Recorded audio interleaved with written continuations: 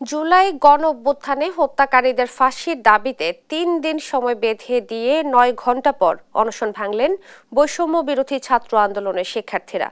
রাত 9:45টার দিকে জুস খাইয়ে তাদের অনশনের সমাপ্তি করেন জেলা প্রশাসক ফরিদা খানম। পাশাপাশি শুক্রবার একটি কমিটি হওয়ার কথা রয়েছে বলেও জানান তিনি। ৩ দিনের সময় বেঁধে দিয়ে তারা এর মধ্যে শেখ হাসিনা সহ সব হত্যাকারীদের দৃশ্যমান বিচারের অগ্রগতির দাবি জানান। আর দাবি আদায় না হলে আবারও অনশনের কথা জানান তারা। এর আগে মুক্তিযোদ্ধা এবং স্বরাষ্ট্র উপদেষ্টা ফোনে কথা বললেও তারা অনশন কর্মসূচি ভাঙেনি।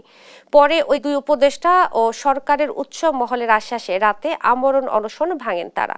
সকাল 11টা থেকে চট্টগ্রাম নগরীর জামাল খান এলাকায় প্রেস ক্লাবের সামনের সড়কে হত্যার বিচার ও আওয়ামী লীগের রাজনীতি নিষিদ্ধ সহ নানা দাবিতে বিক্ষোভ সমাবেশ করে শিক্ষার্থীরা। পরে 12টার দিকে রাস্তায় শুয়ে আমরণ অনশন কর্মসূচি পালন করে তারা। আমরা আজকে একটা কমিটি রাসেল বা আপনারা যারা যারা আছেন আপনারা যাদেরকে সমন্বয়ক হিসেবে কমিটিতে দেবেন এবং যাদেরকে নিয়ে আপনারা কমিটি গঠন করতে চাইবেন তাদেরকে নিয়ে কমিটি হবে। আপনাদের সব দাবি আমরা মেনে নিয়েছি, কিন্তু এত রাত আপনারা এই শীতের ভিতরে বাইরে আছেন, আপনাদেরকে এই রাস্তায় ফেলে আমরা ঘরে ফিরে যেতে পারবো না। আমরা ঘরে যাবো, আপনাদেরকে নিয়ে ঘরে যাবো।